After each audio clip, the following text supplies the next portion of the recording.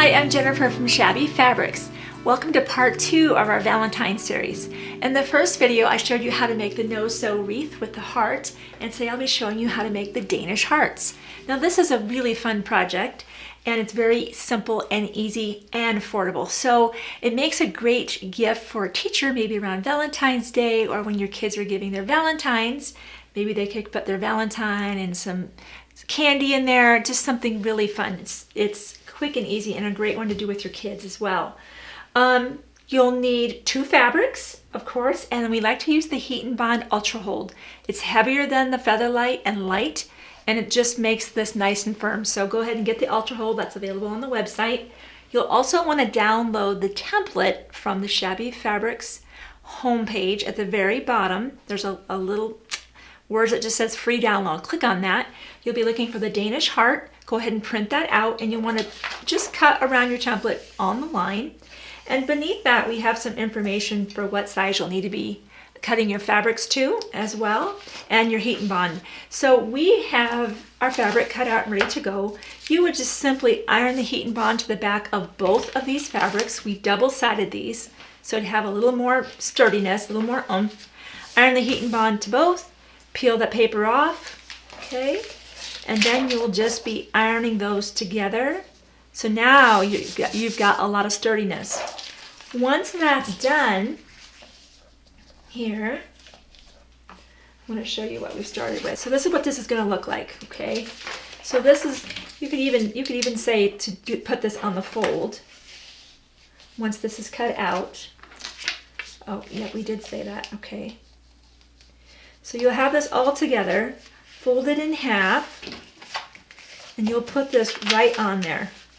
Now I recommend, rather than pinning it, you can do that, but I have found when I put Heat and Bond on the back of fabric, and I put a pin through, it tends to remember where that hole was, and I can't really get rid of it. So I do recommend going ahead and trimming around that. Now, to save yourself some time, you might want to trim this fabric down to your 3 by 9 inch shape, and then that way you're not even having to cut around the outside. So we can do that right now, in fact, to save us a little bit of time.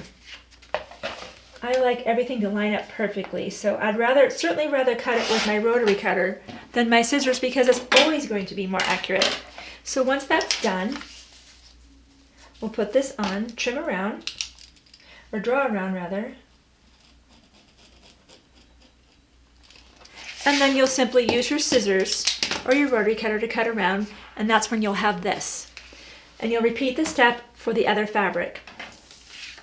Now you'll want to get your 6.5 inch ruler. This is another great reason to have this in your sewing room if you don't already have one.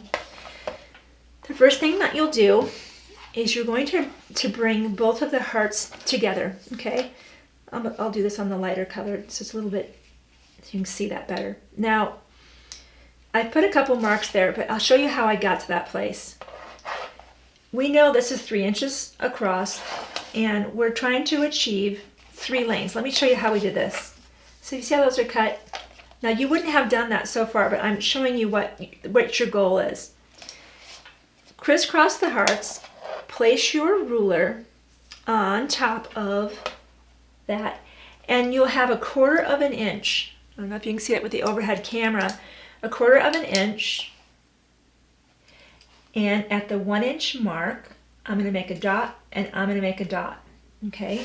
Then you would come and you would cut those lanes from here to here. Let me show you again what I mean by that. On this one, in fact, we'll cut this one. Let's do that one together. Let's do that step again, because that's the whole thing. You got to get this part. Overlap them. You have the 1/4 inch overhang. I'm going to move my ruler so that from here to here is 3 inches. So that way that's 1 inch from here to here, and that's 1 inch. So I'm going to put a little dot there, and I'm going to put a little dot here. Okay. Then I'm going to take this. Here's another side of this. Let's do this side. And I'm going to draw. You might be saying, why don't you just cut with the rotary cutter that 1 inch? I have found when I'm trying to cut up lanes where that have to have a very specific ending point, I'm not as precise with the rotary cutter where it's going to stop, and we need a definite stopping place. So that's the only reason I will be cutting this with scissors instead of with my rotary cutter, which is what I would normally do. So we're going to come in with that. And don't worry about those drawn lines. We will get rid of those. To here, and we'll do the same here.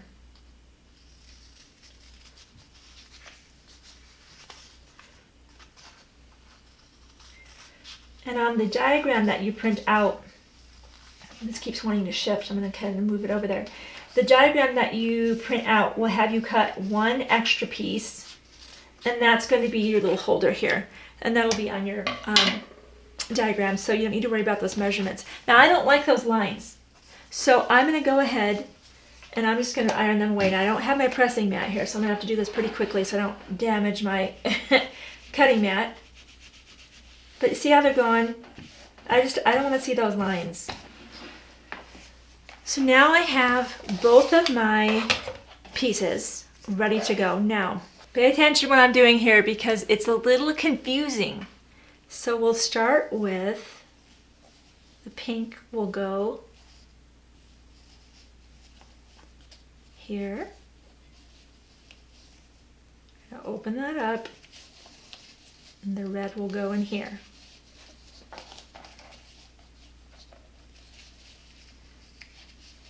Okay, that's step one. We have to slide that down a little bit so the next one's in line. So, since we want this to be a basket weave, that will come here. This will go, open up and go through. And then this will go like this. And again, we just have to kind of work it down. Then for our last row, go through, because we want this one to look the same. So like this.